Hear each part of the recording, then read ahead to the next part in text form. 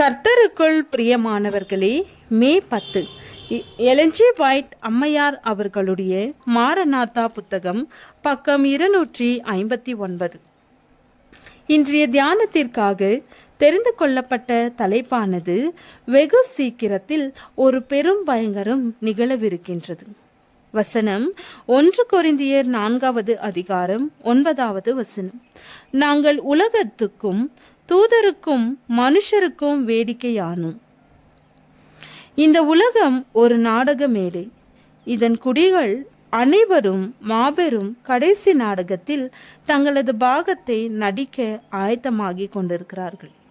மனிதர் சதியுடன் கூடிய உள்ளார்ந்த நோக்கத்தோடு தங்களது தன்னலமான நோக்கங்களை நிறைவேற்றுவதற்காக கூடுவதை தவிர இந்த மாபெரும் மானிட திரள் கூட்டத்தின் மத்தியில் ஒற்றுமை என்பது இல்லை. தேவன் நோக்கி பார்த்து கொண்டிருக்கிறார்.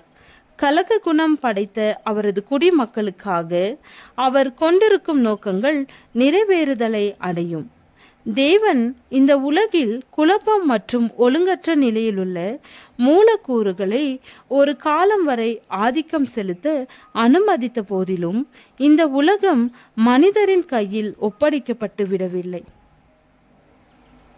நாடகத்தின் கடைசி மாபெரும் காட்சிகளை கொண்டு வரத்தக்கதாக அடிமட்டத்திலிருந்து ஒரு வல்லமை கிரியை செய்து கொண்டிருக்கிறது.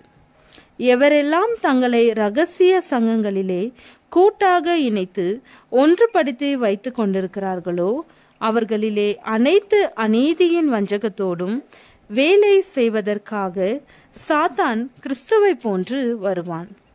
குற்றத்திற்கு உடந்தையான கூட்டுறவுகளிலே அதிக இச்சையோடு தங்களை ஒப்பு கொடுப்பவர்கள் சத்ருவின் திட்டத்தை செயல்படுத்தி கொண்டிருக்கிறார்கள். அந்த காரணத்திற்கேற்ற அதன் விளைவு பின்தொடரும். மீறுதல் ஏறக்குறை அதன் வரையறை எல்லையை அடைந்து விட்டது. குழப்பம் இந்த உலகத்தை நிறைத்து இருக்கிறது.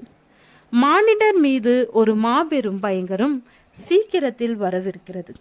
முடிவு வெகு சமீபம். திணறடிக்கக்கூடிய எதிர்பாராத அதிர்ச்சி இந்த உலகத்தின் மீது தாக்குதல் நடத்த போகிறது.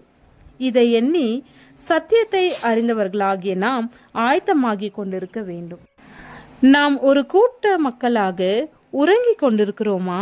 இப்பொழுது ஆண்டவரின் வருகைக்கு ஆயத்தமில்லாமல் இருக்கிற ஆண்டவரின் குடும்ப அங்கத்தினராவதற்கு தகுதியற்றவர்களாக இருக்கிற நமது நிறுவனங்களிலுள்ள இளம்பெண்களும் ஆண்களும் காலங்களின் அடையாளங்களை தெளிவாக புரிந்து கொள்வார்களானால் அவர்களிலே எப்படிப்பட்ட ஒரு மாற்றத்தை காண முடியும்?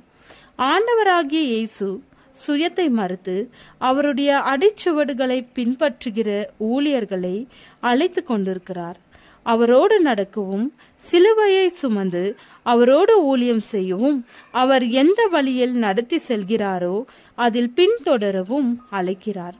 அற்பமான சேவையின் சில சிறு செயல்களை ஆண்டவருக்காக செய்துவிட்டு அநேகர் மனமாற திருப்தியோடு இருக்கிறார்கள்.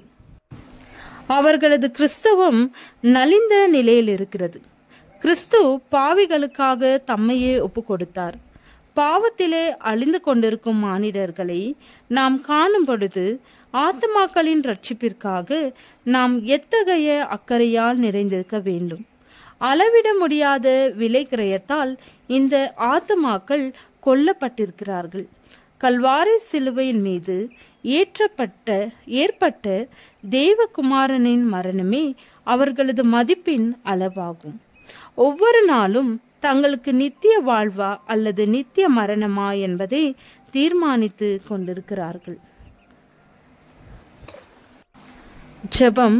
நல்ல ஆண்டவரே, எங்கள் வாழ்வில் நீர் எங்களுக்கு உதவினது போல நாங்களும் பிறருக்கு உதவ கிருபை அருளும்.